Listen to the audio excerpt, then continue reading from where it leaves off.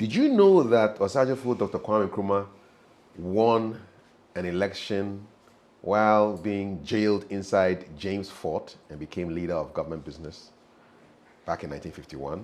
The subject of History Time today with me, Kafui Day, will deal with that very landmark 1951 election, very special, not just for Ghana, but for the entire Africa. If you haven't already, please subscribe to this channel and hit the notification bell so that you are alerted when new content arrives. My guest, as always, for the history is Yao Anochi Frimpong. 1951 election in the Gold Coast. Significant not only for what would become Ghana, but for Africa. Correct? Yes, please. Why should we care about this? Apart from the fact that Nkrumah was in prison and he won an election, how significant is this election? It was very significant because it was the first time on the African continent we had an election based on the universal adult suffrage. Meaning that everybody who is of age could vote? Could vote. At that time it was 21 years. Okay. So everybody of age could vote. And secondly, before then, you could vote only when you were either a royal, that is, you were a chief with people under you, because that was the essence of the bond of 1844. And later on, the intelligentsia, businessmen and lawyers would come in for them to be regarded. And also, you should be living in the urban area, having registered a property as your own. So this cut out our brothers and sisters in the rural areas. And those living in town, if you are living in Accra and you didn't have property and you are are renting, pusher, no, you will not be allowed to go. But the 1951 election will be very significant based on party politics, universal adult suffrage, and it meant everybody in the country having an opportunity to vote. And also, before then, there were no constituencies. Rather, there were chiefdoms. So if you were in the Nzema area called Apollonia, then you voted because you were an Nzema. And the 1951 election, there were clearly cut constituencies. And it became the first of its kind in Africa. Because at that time, virtually the entire continent was still under colonial rule, yes, with the exception of Ethiopia. Yes. Yes, and Liberia. So, but let's take it back, because there must have been some calls for self-governance even before 1951. Yes. I think off the top of my head, the 1948 Accra riots, that galvanized the people. Just give us a quick summary of exactly what happened in the 48 riots and why there should be a straight line between the 48 riots and the 1951 election. Okay, I would say that we had the first political party in Ghana in 1947, which was founded by an eminent businessman, Gold Coast timber merchant, called George Alfred Grant, otherwise known as Pa Grant. And we should add that he attended Wesleyan School in Cape Coast, now Infantsipim School. He was from Axim. Now, this man had his able assistant, first deputy chairman, being R.S. Blay from the Nzema area. Then second deputy chairman, Dr. J.B. Dankwa from Akwapim. In fact, the first deputy chairman represented the western province of the Gold Coast, now western and central regions. Then the deputy Eastern Province, that is Greater Accra and Eastern Region. So those who make a mistake thinking that J.B. Dankwa was the leader or founder of the UGCC, please change it completely. It's a mistake. Now, with the formation of the UGCC, the whole idea, if we should explore, was that the British had signed the bond of 1844 with the chiefs. So, and then you also know that the implementation of the indirect rule was just a rule of the people through their chiefs. So as the chiefs collected poll tax, lampoll, and implemented ideas disseminated from the Europeans or the British, the local people or the indigenous did not feel it because they felt everything was coming from their own chiefs. That was the indirect rule system. And it saved them a lot of administrative expenses. Yes. They paid the chiefs somehow Yes. for the middleman role. Exactly. So the chiefs, as very soon Guggisberg would put it, were the natural leaders of the people. Guggisberg was a governor of the Gold, Coast back in the 20s. Yes, he referred to the chiefs as the natural leaders of the people. And indeed so. Because when, for example, Azambuja came to Ghana 500-600 years earlier. Portuguese chap. Yes, it was the chiefs he met. He met Nana Kwame Ansa. And being Nana means he was a chief. He didn't meet scholars here. No. And all the fights with the Ashantis. It was fight between the British and the Ashanti chiefs. Ashantis led by their chiefs. It was not Ashanti lawyers or Ashanti graduates or Ashanti doctors, you know. So later on, when through missionary activities, the country began producing scholars, notably the lawyers, who would always represent the chiefs in the courtroom, write their letters for them, were their mouthpiece all the time. And then would emerge, you know, notable people like Grant, who had a lot of money, with even chiefs serving them, you know, would begin to think, why should the chiefs be the agent of colonial administration, when in fact we have the money to make things change or happen. Funding them. We create jobs, and the chiefs don't create anything. And then the lawyers will say, even the chiefs are illiterate. We represent them, we write letters for them, we read the letters written by the white man for them to understand. So was capitalism on the part of the merchants and elitism on the part of the lawyers creeping in? That was what was happening. So there was a fight, a straight fight between the two for recognition by the colonial master. Until the 1925 Guggisberg Constitution, that gave a little space to the so-called intelligentsia, businessmen and the educated, especially the lawyers. And then they went to Parliament. The colonial parliament was the legislative council. And in those days, it was not on partisan basis, but at least now they had been recognized. Then would come the 1946 Barnes Constitution, which would also give them even an enhanced position. So as we tread on, don't forget, and indeed let us begin to remember that people like Dr. J.B. Dankwa, Nanka Bruce, Awuno Williams, Obechebi Lamte, Pa Grant himself were people who had, at one point in time or the other, served as members of the Legislative Council. So they were always hand in hand with the British until after the Second World War, when the Universal Declaration of Human Rights was signed by all the countries who were signatories to the UN Charter, to the effect that no nation on earth should rule or colonize another nation. And immediately, countries such as India, Australia, Canada, and others would begin to have their independence. Indeed, India had their independence 10 years before Ghana, in 1947. Yes. Yes. So the wind will blow here.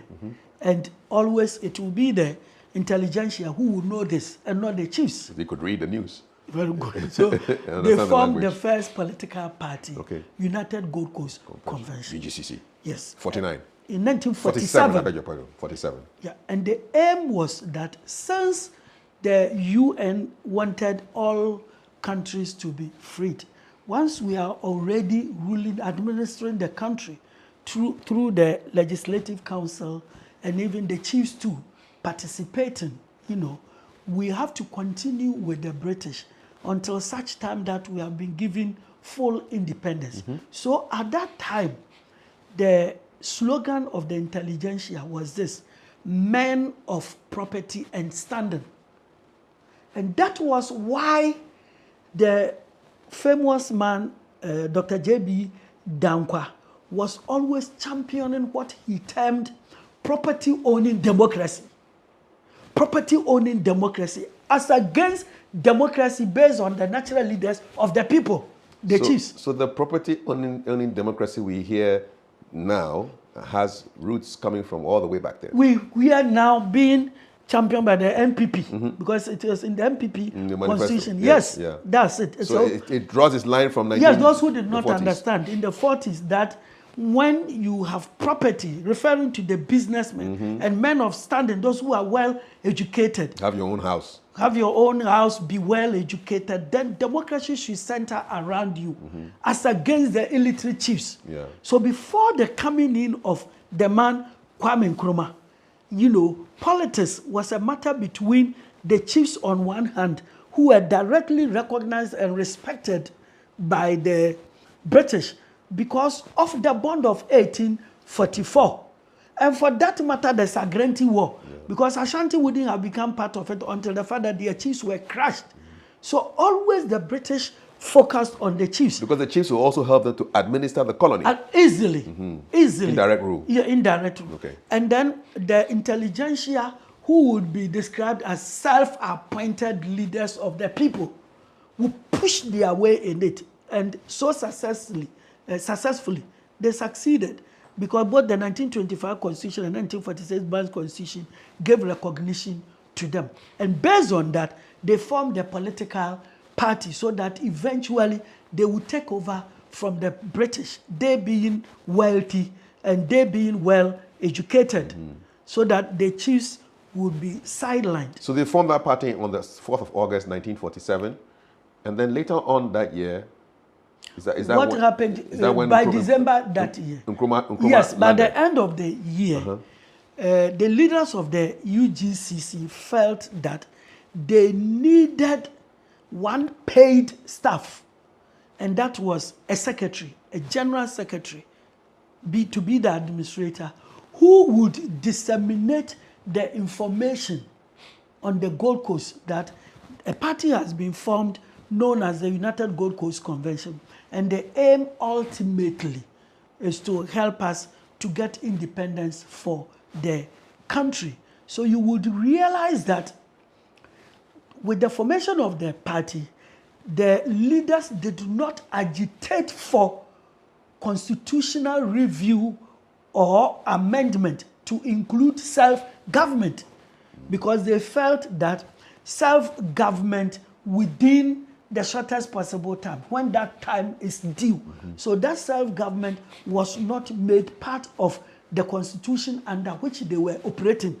And that was the Ben's Constitution of 1946. So people should understand that in reality, that is the reason why some political scientists believe that the UGCC was not a political party, but it was an organization just formed by the intelligentsia, to the extent that the immediate aim was not to win power. Because if you read political science, the definition of politics, says it is a struggle for the political attainment with a view to winning power so as to rule the country based on the principles that that party has got. In the case of the United Gold Coast Convention, they do not have in mind the immediate struggle for power with a view to winning independence.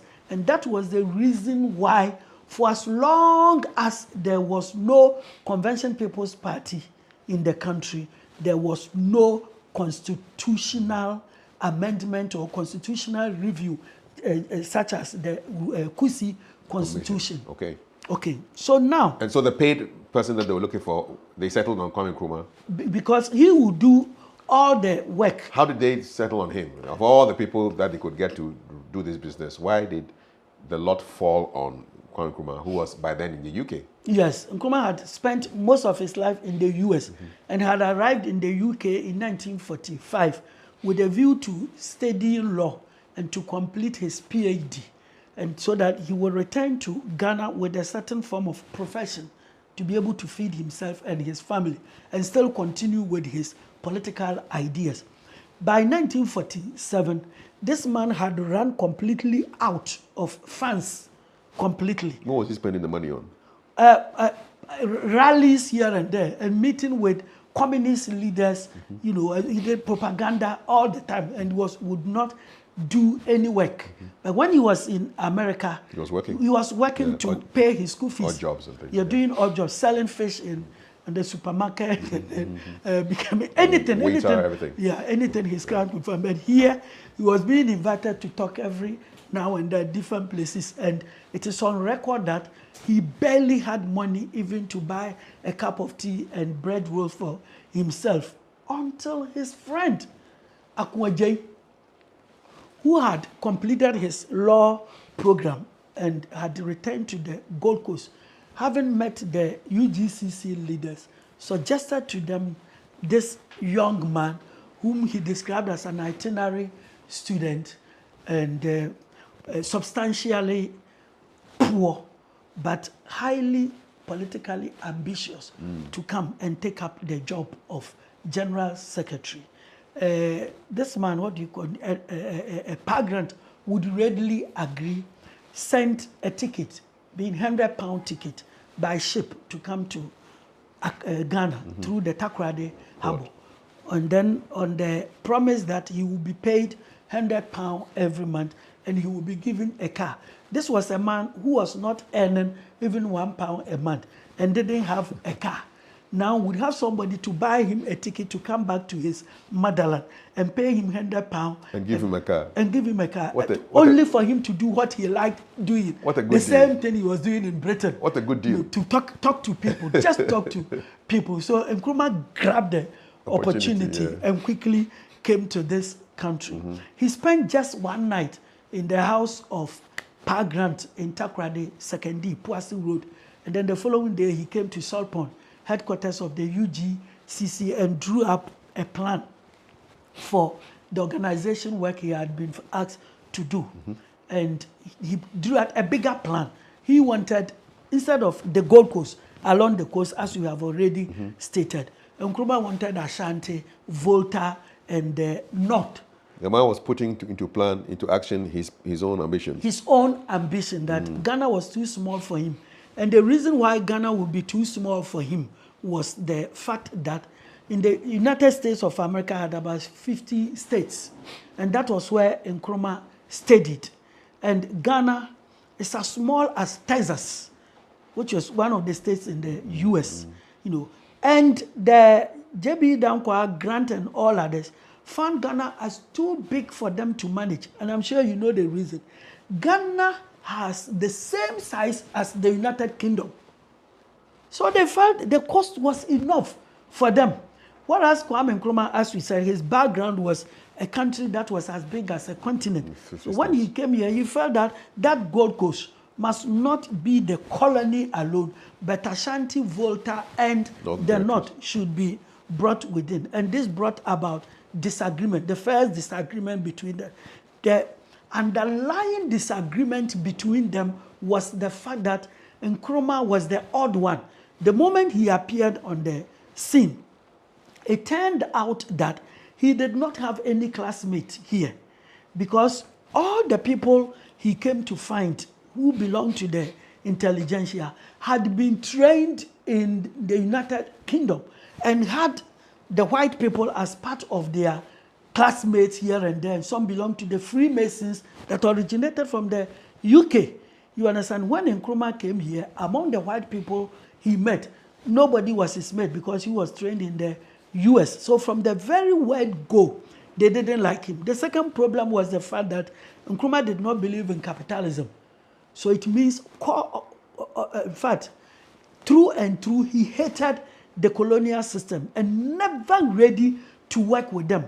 Unlike, as I said, Dankwa and others who had been incorporated into the system as legislators. Did they not do their due diligence when they were bringing this man down? That's 100% excellent question, because in all history and political science books, it is said, written, that those who invited Nkrumah, they do not know this man, apart from the fact that they saw his picture bespectacled. So they thought, oh, that bespectacled young man with a broad forehead, and they liked him and then brought him because he was charming, and they felt he would be able to do their work for them. And from the very word go, if they had studied him very well, they would have asked him to go back. Yes, do you know why? You see, the moment he appeared on the scene, we are told that they gave him a cap to wear, and he said, no, I never wear a cap in my life. And the spectacles they saw him wearing in the picture, when Nkrumah arrived in Ghana, he never wore the spectacles they knew him for. Then 3, Nkrumah would not tuck in. You understand? He didn't want to be like a gentleman the British would want to see. And then also, all of them spoke English the way the British spoke English. And Nkrumah spoke English in a manner that would offend every listener. The one Mandela copied. Look at the way he spoke. At long last, the Gata has ended, and Ghana, beloved nation, is free forever.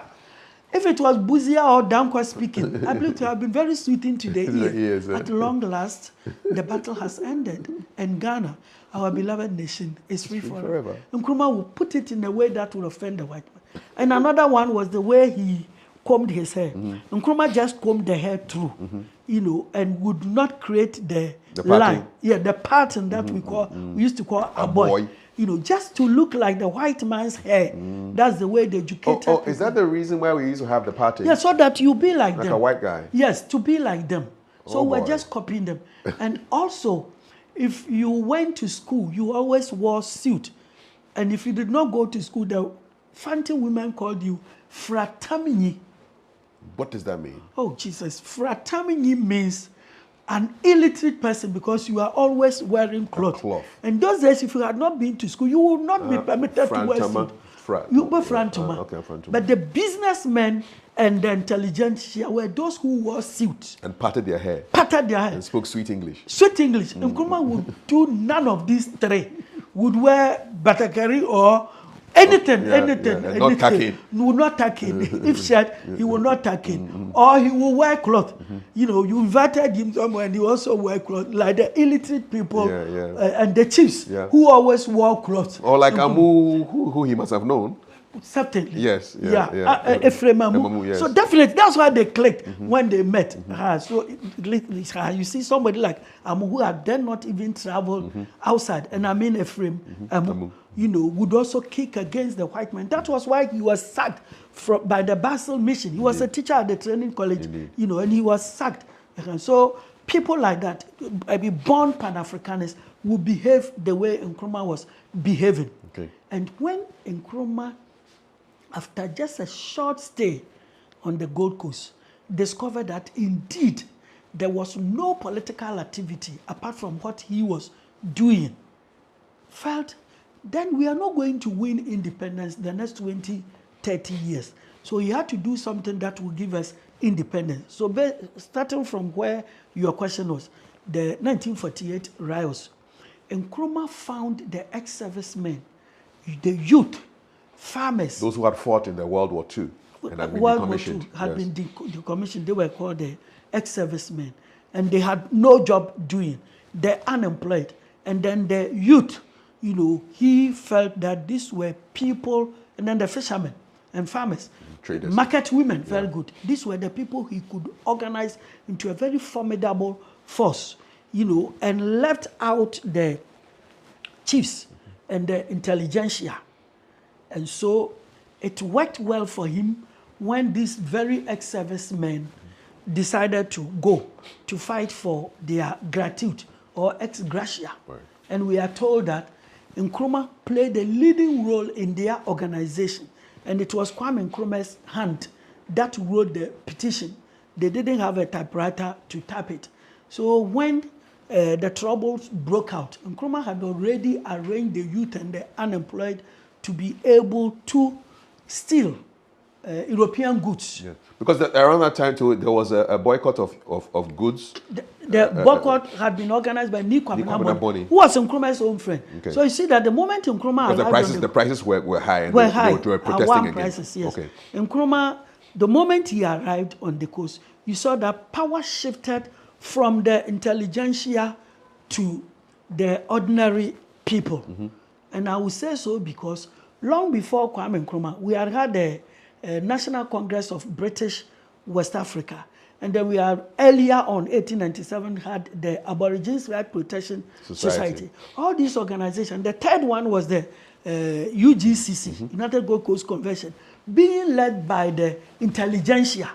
But this time, Nkrumah rather made use of ordinary people in the street. And the first one was the boycott of European goods, hiding behind Ni Kwabena Bone. And then the second one was the 1948 riots, hiding behind Sergeant Ajete, Corporal Atipo, and then Obeche Lamte. Yes. You understand? These three. And so when riots broke out everywhere in the country, the machinery was set up, the security apparatus began working, and they discovered that even the letter that was retrieved at the Osu Crossroads was written in somebody's hand. And then investigations revealed that it was in the hand of Kwame Nkrumah. So if it was Kwame Nkrumah's hand, and Nkrumah was a mere general secretary of the UGCC, then their leaders had to be arrested. So they rounded up their leaders, and the following morning, one newspaper caption was, "The Big Six arrested." And the Big Six included? Nkrumah himself, J.B. Dankwa, Obechebi Lamte, Akwaje, Edward Kufuado, and then the other one, the Gaman. Not a Obechebi Lamte was there. Yes. Gaman, Edward Oforiata. Oforiata. Akwapeman, yeah. Yeah. Man. So this was reported in the newspaper as Big Six arrested. But this man, the founder of the party himself was not arrested. He had traveled out of the country. This is Mr. George Grant. Grant, he had traveled out of the country. Otherwise, you think he would have been arrested? He would have been arrested. It could have been Big Seven. Because it could have been 7, and then I would know William, they couldn't get him. He absconded. Nankan Bruce was not got. He absconded. R.S. Blay absconded. So the smart ones who absconded and their leader who had traveled out of the country, they couldn't get them. Otherwise, there wouldn't have been anything called the Big Six. It could have been Big Ten. It could have Big Ten or whatever, if not more. Got plenty leaders, and these were not real leaders. The real leaders were Park Grant, this man, R.S. Blay, and Dr. J.B. Dankwa. And out of those three, it was only J.B. Dankwa who was included. Who was found. Yes, and they described him because he was the leader among those who were arrested. They called him the doyen of Gold Coast politics. And Park Grant, because he formed the party, had been given the accolade, the father of Gold Coast politics. People don't really use it, but indeed, when you talk about the father of Gold Coast politics, just as the father of Indian politics, Mahatma Gandhi, in Ghana, it is this man called Park Grant. So they were arrested? They were immediately rounded up. And when they were rounded up, including even Akwaje, who had dictated the words for Nkrumah to write, betrayed Kwame Nkrumah.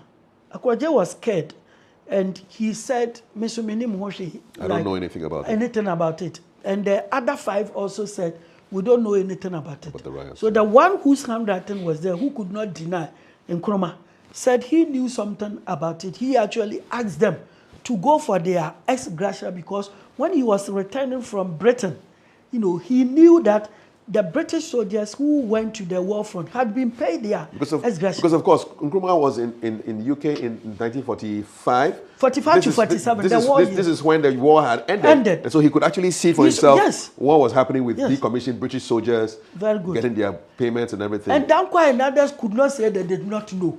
They all knew, but they didn't have the bravery to say that so put the blame on me. Like we read in Ghana's political history that there was this June 4, before the June 4, there was a May 15 uprising. Yeah, and one man was able to stand up to say that, release everybody and put the blame on me and kill me. And anytime you do that, God bestows the crown upon you. So we are told that in the history of this country, immediately they released all the others. The 5. The 5. And Nkrumah was sent to a prison in the north. And he alone stayed there for about 3 months. You understand? And at the time he was there, people in the country who did not know the leaders of the UGCC, because upon the formation of the party, they had done politics as a part-time business. But Nkrumah was the one who had gone everywhere. So people mistakenly thought that the leader of the UGCC was the one who was in prison. So you see how events would turn. So the whole country started agitating for the release of the national leader called Kwame Nkrumah. And another thing Nkrumah did, being faster than the rest, was the fact that when his real name, his full name was Francis Ria Kofi Nkrumah. And if I don't know, the simpler, the better. A name that people would easily be able to associate with you. So he threw away the English name. Francis went, became Kwame Nkrumah. Then you had to went. Yeah, everything went. That difficult in Zima name. It's hard to pronounce by those who don't come. So he just kept it Kwame Nkrumah. And then the immediate people following him, Komila Agbeli Bedema, they call him K.A. Bedema. And then Kojo Botio Krobo, Edusei, the immediate lieutenant. All those who followed him, or most of them, discarded the Christian names given to them at baptism, that they had become born again, true Africans. Now, when a commission was set up, this is the Watson Commission. Watson Commission Mm-hmm. was set up to investigate causes leading to the riots and what could be done. Immediately, the commission recommended that Nkrumah should be released. So he came back from prison. When he came, we know 1949, he founded the Convention People's Party. And here too, he was smarter than the UGCC people. Nkrumah felt that when you use the abbreviation UGCC, our people were substantially illiterate. So the moment you say UGCC, our mothers, our grandmothers and grandfathers will not be able to pronounce it. So Convention People's Party, simply CPP. And everybody could pronounce CPP. So he always made things easier for himself, things that would reach the very bottom of the people without creating any problem. So within a short period of time, the CPP had catapulted itself to the northernmost part of the country, easternmost, westernmost, and southernmost, and everybody could pronounce CPP. So he was basically putting into practice all the stuff he had learned about political organization, propaganda, all his studies. Because the moment he established the CPP, for the first time in the history of this country, he was the one who started using slogans, self-government now, work and happiness, we face forward, all those slogans. The second one was the fact that he started using the youth, gave them T-shirts, moving everywhere. And then he started creating some form of spirituality to surround him, that like a myth to surround him, that Kwame Nkrumah is a supernatural man. As you sit here, he can just appear without you knowing he is just even part of you. Why do you think he created this myth around him? He wanted to make himself a messiah because he felt that the whole fight for independence was messianic. An Africa moving from one destination to the other, and you needed a political messiah to lead you. And because like a Moses. Like a Moses. And Professor Mbiti has stated that the African is incurably religious. So anything you attach to religion, you easily get the African. So that's the myth Nkrumah surrounded himself with. And then, having founded the CPP in 1949, the Watson Commission presented its report, and the report indicated that based on the near ungovernable situation on the Gold Coast, efforts should quickly be made. Constitutional steps should be taken with a view to returning power to the people themselves. And that was what gave birth to the Kwesi Constitutional Committee. So these riots kind of just led directly to our independence. Independence, immediately, to our independence. So you see what Nkrumah brought to the scene. And your argument is that he actually instigated those? He instigated it. The negative part of it was that he told them that when you get to the Osu Crossroads, the policemen would ask you to give them your petition. They will present it to the governor. Don't agree. When Nkrumah knew that everywhere in the world, an attempt to cross the line and enter the presidential mansion or the seat of government amounted to subversion, you understand, of the highest order, and you will be shot on sight. He knew it, because Nkrumah felt that unless some blood had spilled, the pouring of blood, the shedding of blood, as God did in the case of his son, Jesus Christ, this nation would never attain independence. So at the time he was sending them, he knew that by their refusal to hand the petition to Sergeant Imre, they would be killed. But he insisted that you will be doomed if you gave that letter or petition to those at the crossroads. So the moment they got there and they were asked to hand it over, and they said, they no. said, oh, our master told them we shouldn't hand it over to you. We should enter the presence of the castle and meet the governor. So definitely, Imre gave the order. Yeah, and 3 of them fell. 3 of them fell. And the Can we conclude that Osajifo was responsible for the deaths of their deaths? these But 3? history has attempted to obliterate that. But the truth was that he was responsible, especially the fact that now we know from history that he wrote the letter. 2, eyewitnesses testify that when they got to the beach, Jamestown Beach, one of the ex-servicemen bent, and Akwaje stood there and dictated legal words for Kwame Nkrumah to write.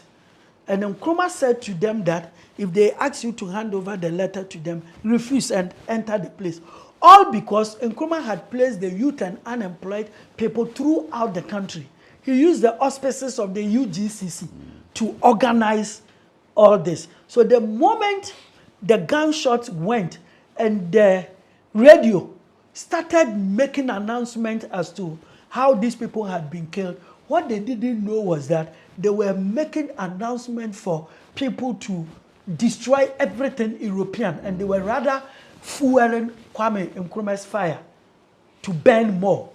So that was what he had just planned it because of his background as a socialist, a communist, who felt that always he had to use the ordinary people to start violence, like the Russian Revolution, the Cuban Revolution, and any socialist revolution in the world. You use the common people and then start some violence and you get power. So the Accra riots lead to the Watson Commission. Watson Commission concludes that we have to set the country on a path to independence. And so then the Kusi Commission comes up. The Kusi Commission. When the Kusi Commission started sitting, they had to select people from all over the country to become members.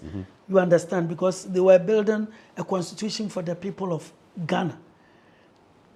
Ironically, they selected all the leaders of the UGCC to become members of the Kusi Commission to help Mr. Kusi to draw up a constitution for the country, and left out Kwame Nkrumah and leaders of the UGCC, CPP such as Potio, Bedema, and Achikisli Hayford and others. So they were very angry. But Nkrumah never had that spirit of boycotting elections. So he felt that he would contest the election. So as you know from political science, Nkrumah made the famous statement that the constitution was bogus and fraudulent, yet workable. Yet workable. Because he knew that CPP's influence was reverberating everywhere in the country. So he felt he didn't have to work something. Until Nkrumah again felt that anything could happen where power would slip to the favorites of the British. That's the UGCC leaders. The British wanted the UGCC to run things. As you have already stated as a background. So Nkrumah declared positive action throughout the country. What was that supposed to mean? It was supposed to mean something like a sit-down strike. Don't go to work. So it will be made up of strikes, boycotts, agitation, and propaganda. To make the country ungovernable? Ungovernable. And Nkrumah used his People's Evening newspaper. Newspaper.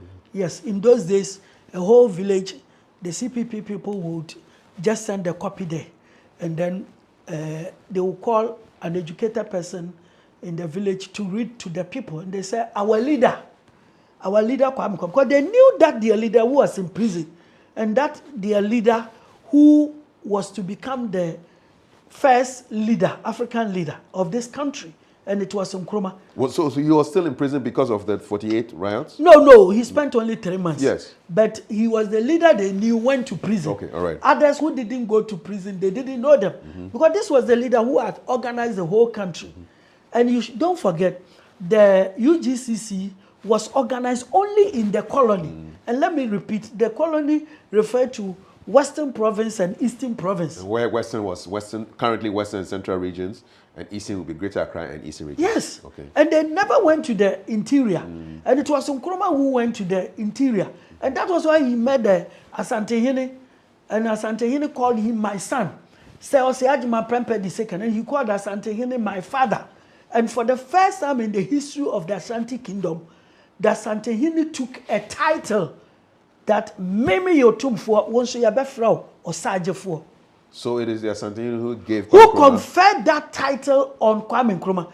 And now I see people writing falsehood that there was an Ochehene having the title or Sajefo something. And then Nkrumah imprisoned him and took his title. Please, before God and man.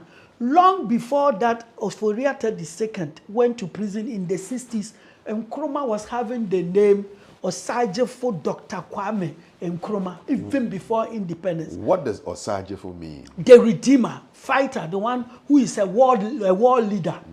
And is the Otumfo who gave It was Otumfo who gave, and he had 2 titles. He took for himself Otumfo, the one with power, with authority. And he said, you will fight for me. You would fight for me. Get independent from, because you are going to drive away the white man who subdued the Ashanti Kingdom. So Nkrumah, you are my fighter, my warrior. And he had the title Osajefo. And so he went around the country. And so he went around the country and mobilized. And then I'm telling you that 1950, he declared the positive action. And this time, it wasn't difficult at all to arrest Nkrumah because it was in his own newspaper. The positive action was illegal? It was illegal. It was seditious. And he stated in it that until you have decided to sit down without working for the white man, he will forever rule you. But when you sit down and you don't work for him, he will see that you are no more his slave, and then he will go away. Then you will begin to have the economy in your hands. And that was, and then you will have the political power in your hands. Then the economy will be added. So seek ye first the political kingdom, and the rest shall be added unto you. That political kingdom, Nkrumah never believed will come from the constitution. So he remixed the Bible verse. Because he saw himself as a Messiah. Because he saw himself, you see, to add more to it. Do you realize that Nkrumah married from Egypt? He did. Because he felt that all the messiahs had an encounter with Egypt. Yeah, Moses was the Jewish Messiah. He was born in Egypt. And then Jesus Christ, even though he was born in Palestine, the Bible says that God himself said, take the child to Egypt. Correct. And then Ishmael, the grandfather of the founder of the Islamic religion, one of Abraham's children, was from Egypt. So Kwame Nkrumah felt that every messianic approach, what he sought and ordained by God, should emanate from Egypt.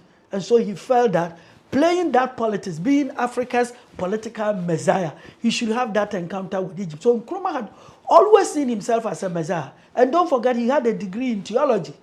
He wanted to become a Catholic priest. He studied at Emisano. So always he had in him that religious training, but not a training that he would serve anybody, but he felt that God had ordained him as Africa's Messiah. So it was a calling for him. For him, it was a calling. And indeed, when you read every book about Nkrumah, he said that when he returned to the Gold Coast, his whole life was dedicated to talking, rallying, addressing people, and never doing any work. Always Nkrumah had met people and was talking to them. So Nkrumah and Welbeck and some of the other leaders of the CPP would be arrested. But he was very crafty. He planned it so well, such that the vice chairman of the CPP, Kwame Bedema, K. Bedema, was not part of the people who were arrested. No, was not part of the scheme, because when they arrest me, I'll go to prison. But there must be somebody who knew organization just as myself. Don't forget, they were friends at Achimota. They knew each other from infancy. So this man will remain and then organize the party. So he was in prison in Jamestown. And he spent 1 year, 13 months in prison, because he had been given 3 years on different charges, 3 separate charges, each one carrying a sentence of 12 months, each one 12 months. And this man was going to serve all. And then one evening when his friends visited him, Akwaje, Bedema, Potio, they read together the election laws of the country as they existed then. And then they all agreed that, Nkrumah, you qualify to stand. Because Akwaje was a lawyer, and the rest were very well educated. And Nkrumah himself was a philosopher. And after law came out of philosophy. So what is it? So putting their heads together, they discovered that the law stipulated any prisoner serving a term of imprisonment not above 12 months qualifies to contest the election as a parliamentary candidate. And the interpretation of it was that because in law, each charge is separate and distinct from the others, Nkrumah actually was not serving 3 years for one charge, but was serving 1 year for 3 separate charges. For 3 separate, so one.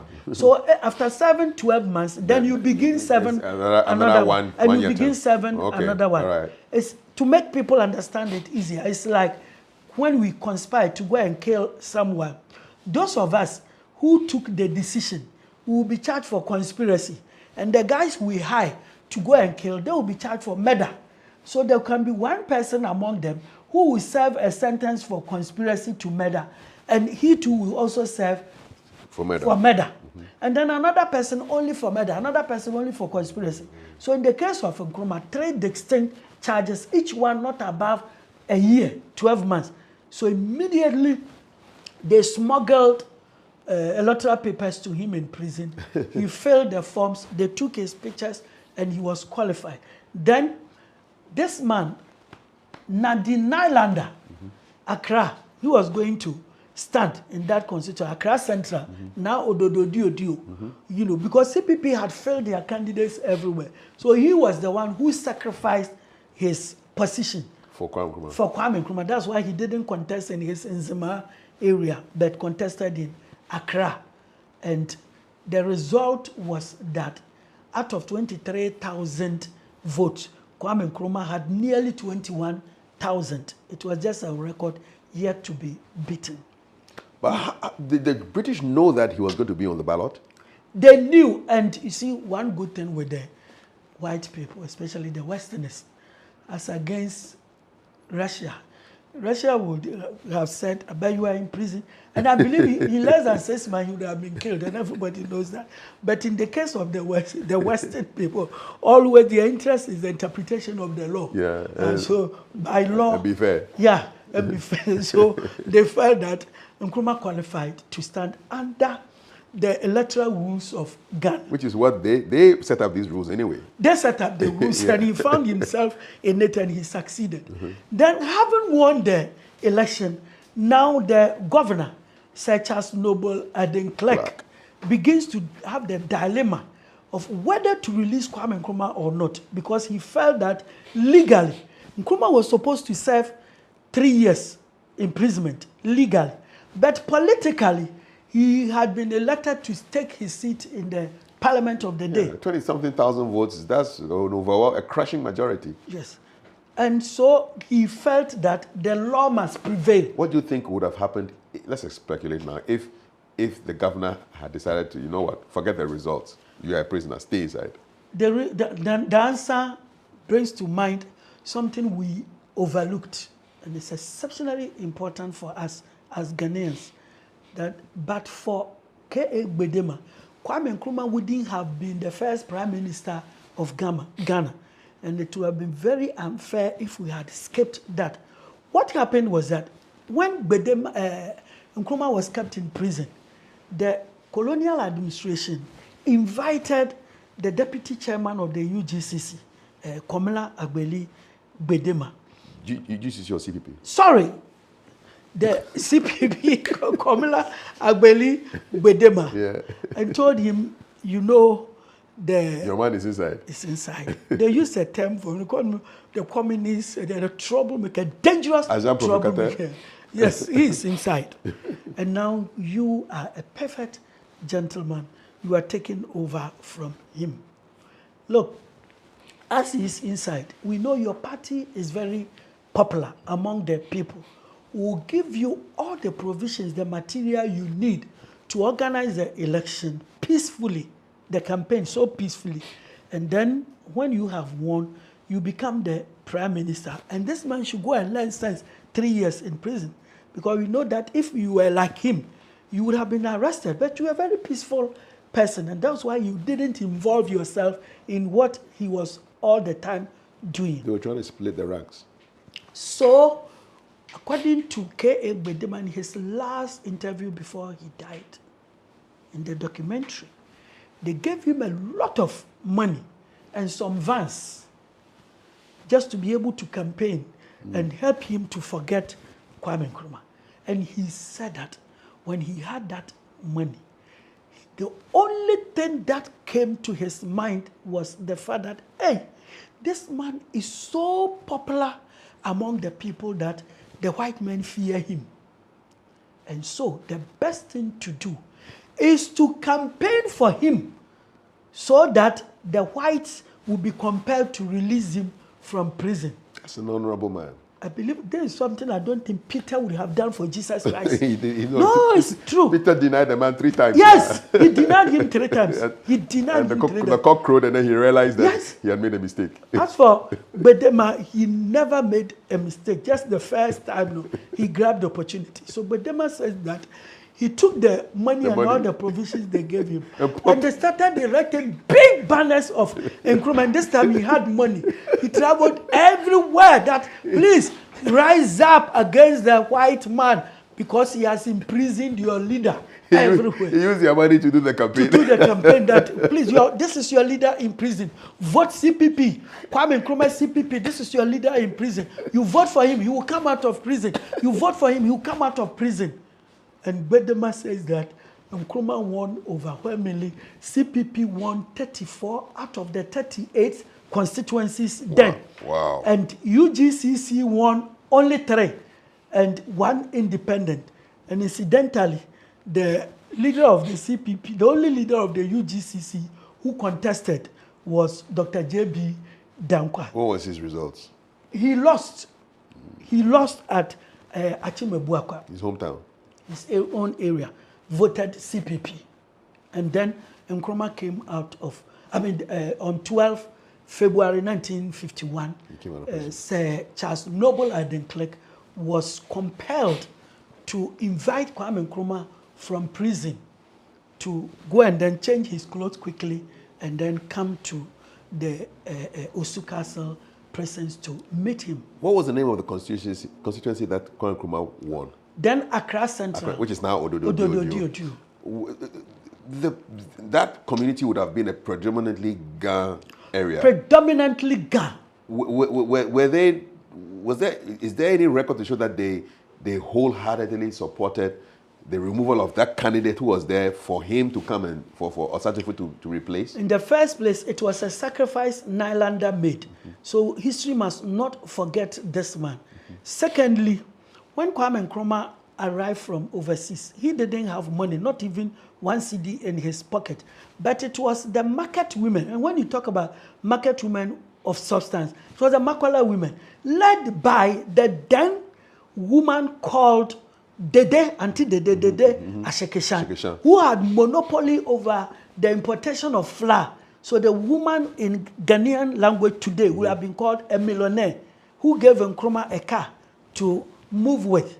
You understand? So this was the woman who actually campaigned, rallied Ga people, and then Akwa J too.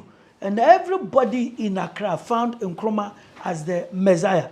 But the whole thing actually surrounded this woman, Dede Ashekishan. And when Nkrumah, in fact, the landmark there for you to see that this was Nkrumah's constituency, you see that most headquarters of state entities are in the Accra Central. It's true. Talk about the Bank of Ghana headquarters, Ghana Commercial Bank, Post Office GRA. headquarters. Yeah, a lot of institutions, because it was Nkrumah's own constituency. And he felt he had to honor the Ga people. So he comes out of prison? And become prime minister. Leader of government. Leader of government, you were the prime minister. And so when he came out of prison, he was the leader of government businesses. The following the following year, his position was elevated to that of prime minister. And then in 1953, Kwame Nkrumah made a statement in Parliament that the Constitution was based on gradual progression of leading the country to a full-fledged independence.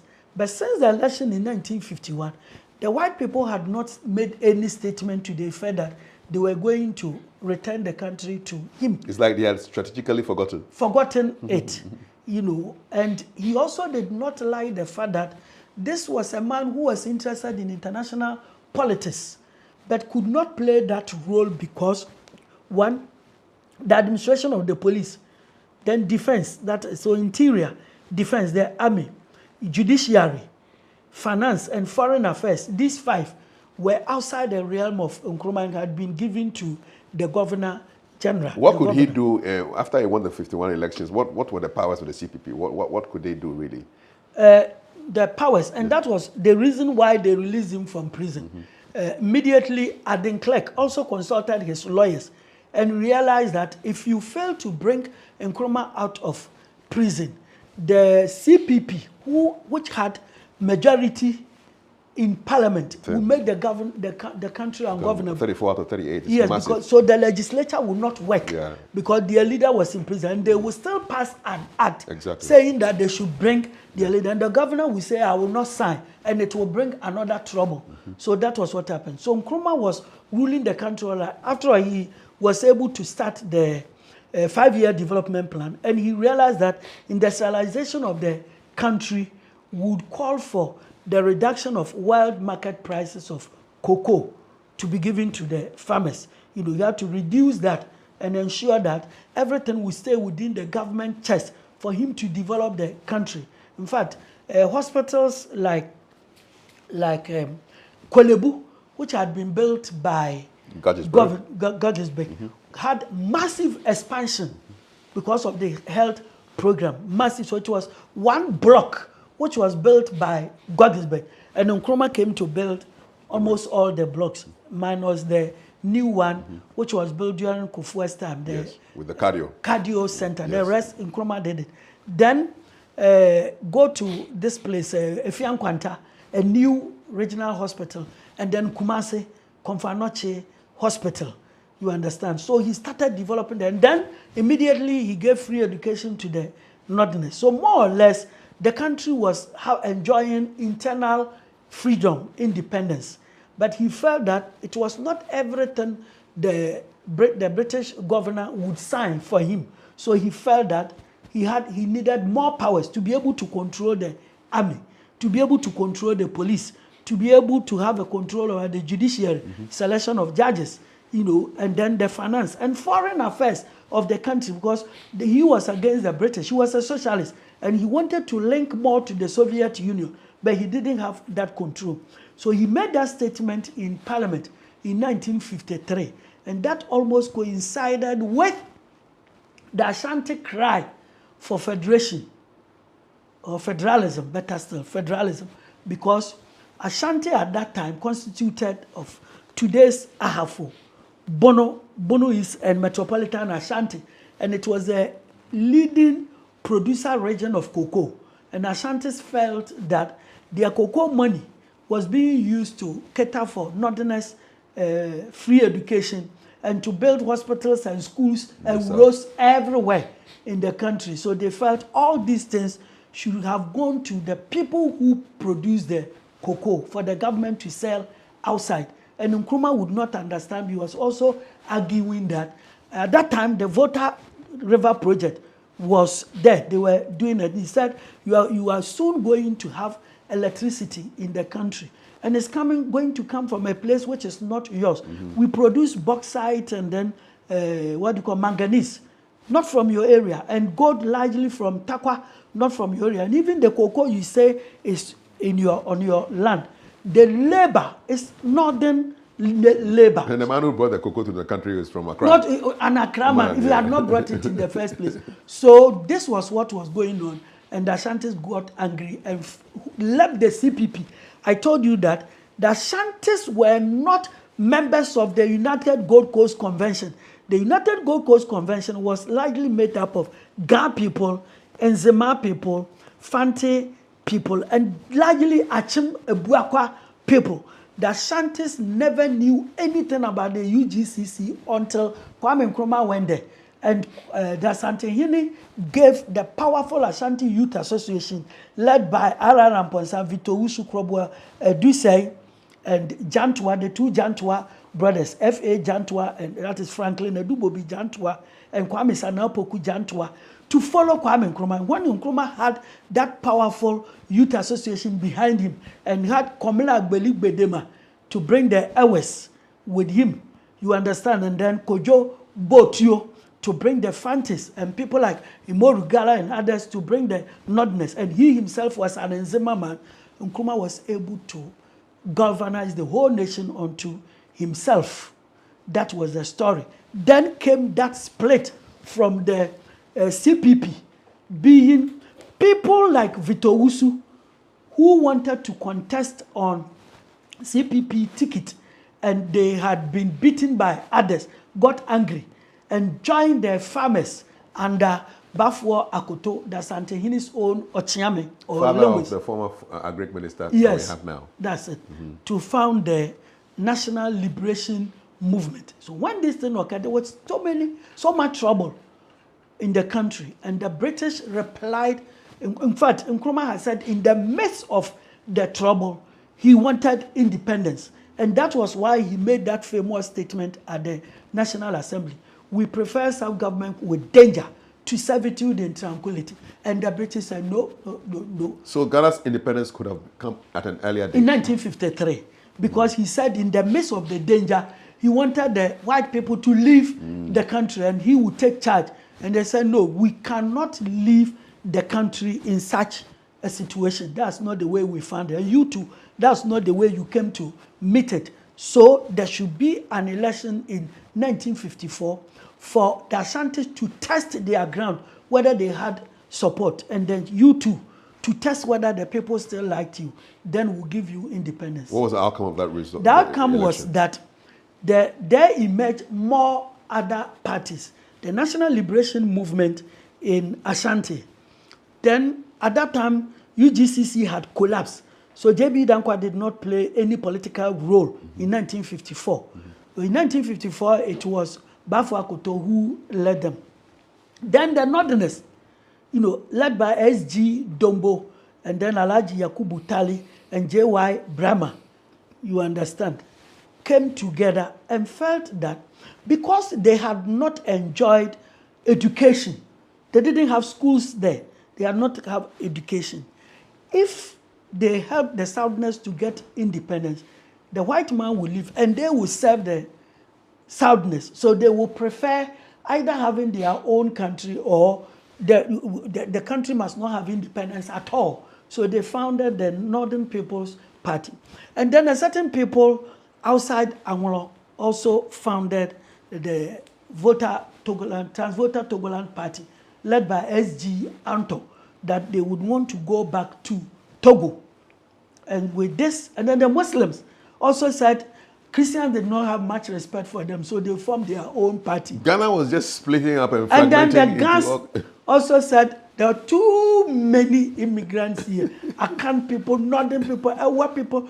trying to push them into the sea. So they want to form their own party, and if they win, they will chuck everybody out of Accra and became known as Gashifi Mokpe. So apart from the Convention People's Party, every party was sectional. So when they went for the election, they all won bits and pieces from the areas they were coming from. And CPP rather won the whole country, yeah. Out of 104, they had 70 plus. And so Nkrumah retained his position as prime minister and then went ahead that they should give him independence. And the white people said that your party in power is the official government or majority party, but there is no minority party in parliament because NLM cannot be a minority party. They represent Ashanti interests. And the party with the second number of seats after the CPP was the NPP. And it represented only the northern people. And then voted the same, Gashipi Mokwe the same. And the Muslims too. Yes, so we want a situation whereby there will be another election and then everybody to come together. And Nkrumah quickly got angry and had a new legislation passed called Anti-Discrimination Act, and where he forced the white man to accept that any party formed on tribal lands should not be allowed to contest the election. Otherwise, there will be no independence. And so by that, actually, you take out NLM and all those people. So NLM quickly merged with all the sectional parties, the sectorial parties. MPP, the Shifu Mokpe, all of them. Transvoto Togoland, the Muslim Party. They came together to form a party called United Party. UP to fight the CPP. So here Ghanaians are learning that the Chimabuakwa people were not part of the UP tradition. So today when somebody tells you that the NPP, New Patriotic Party, is based on the Dankwa Buzia tradition, please, the person is making a mistake. When they came together, the leader was Dombo, S.G. Dombo, from the Simon Diedon Dombo, because he represented the party with the largest number of seats in parliament. Northern People's Party. Yes, and the second leader was Bafwa Akoto because NLM also had the second. The Ashanti Party. Yeah, so when they came together, they put their heads together. And then S.G. Anto was also a leading member.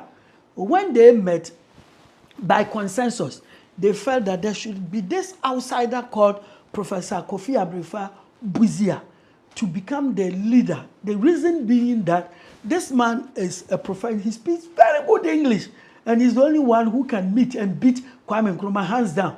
But if you put you, S.G. Dombo, you are not well educated. He was a trained teacher. And then Bafwa Akoto was a 7 leader, as against the Herculean Kwame Nkrumah. So they went and then engaged Buzia, just as many years earlier, Nkrumah too had been brought from outside. So they brought in Buzia to become the leader of the new party called the United Party. And then in the 1956 election, as we all know, Nkrumah won and Buzia became the leader of the opposition.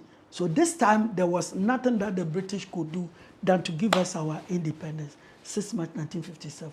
And that shows us, ladies and gentlemen, the trajectory from the 1951 election, but even showing us what happened before that, all the way through to independence on the 6th of March, 1957. And so that is why Nkrumah should be seen, from the lengthy talk we have made, the two of us have made, as the founder of the nation.